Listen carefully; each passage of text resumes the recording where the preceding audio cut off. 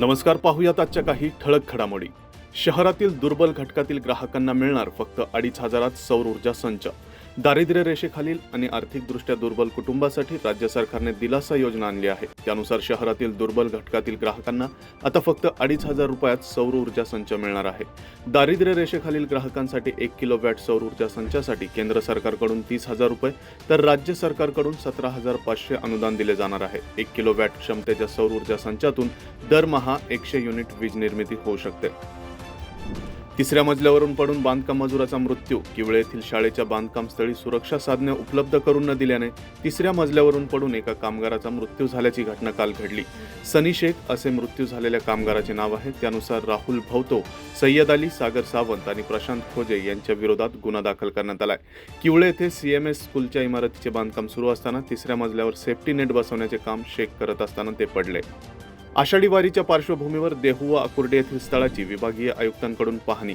आगामी आषाढी वारी सोहळ्याच्या पार्श्वभूमीवर देहू येथील तयारीला प्रशासनाने वेग दिला असून काल पुणे विभागीय आयुक्त तेली यांनी अधिकाऱ्यांसह आकुर्डी येथील पालखी मुक्कामाची जागा आणि देहुगाव येथील सर्व व्यवस्थेची पाहणी करून सुरक्षा, वाहतूक आणि मूलभूत सुविधा नियमांबाबत आढावा घेतला।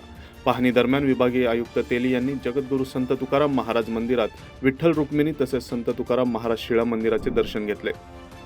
सत्यवान उबाळे यांनी घेतला मुख्य लेखा व वित्त अधिकारी पदाचा पदभार। पिंपरी चिंचवड महापालिकेतील गाजलेल्या 60 कोटी 18 लाख रुपयांच्या बोगस उपसूचनांद्वारे ठेकेदारांना बिले काढण्याच्या आर्थिक घोटाळा प्रकरणानंतर वादाच्या भोवऱ्यात सापडलेले प्रवीण जैन यांना पदावरून तडकाफडकी हटवण्यात आले होते।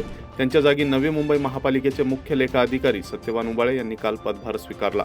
पवना धरणात आता फक्त 23% जलसाठा। पिंपरी चिंचवड शहराला पाणी पुरवठा करणाऱ्या मावळातील पवना धरणातील पाणी साठा वेगाने कमी होत आहे। प्रचंड उष्णतेमुळे मोठ्या प्रमाणात पाण्याचे बाष्पीभवन होत आहे।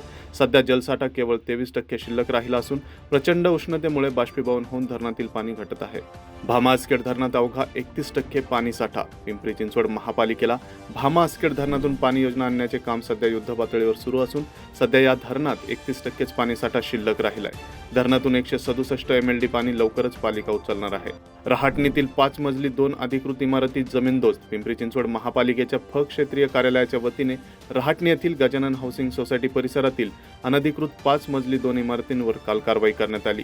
350 चौरस मीटर क्षेत्रफळाचे बांधकाम यावेळी काढण्यात आले। 5 मजली बांधकाम पाडण्यासाठी जॉग्रसर यंत्रसामग्रीचा वापर करण्यात आला। क्षेत्रीय अधिकारी अतुल पाटील यांच्या पथकाने पोलीस बंदोबस्तात कारवाई केली। पिंपरी चिंचवड शहरात माझी वसुंधरा अभियान आजपासून सुरू। पर्यावरण संवर्धन, स्वच्छता आणि हरित शहर संकल्पनेला बळ देण्यासाठी पिंपरी चिंचवड महापालिकेच्या आरोग्य विभाग, उद्यान विभागाच्या संयुक्त विद्यमाने माझी वसुंधरा 7.0 अभियान आजपासून सुरू झाले। जागतिक पर्यावरण दिनाच्या निमित्ताने आज सकाळी 7 वाजता दुर्गा टेकडी येथे हरित पिंपरी चिंचवड, स्वच्छ पिंपरी चिंचवड या संकल्पनेवर आधारित या अभियानांतर्गत वृक्षारोपण, परिसर स्वच्छता, कचरा व्यवस्थापन तसेच विविध पर्यावरणपूरक उपक्रम राबवण्यात आले। तर या होत्या आजच्या काही ठळक घडामोडी। आणखीन घडामोडी जाणून घेण्यासाठी पाहत रहा पिंपरी चिंचवड न्यूज। सोबतच आमच्या फेसबुक आणि इंस्टाग्राम चॅनलला फॉलो करायला विसरू नका। तसेच YouTube चॅनलला सबस्क्राईब करायला विसरू नका।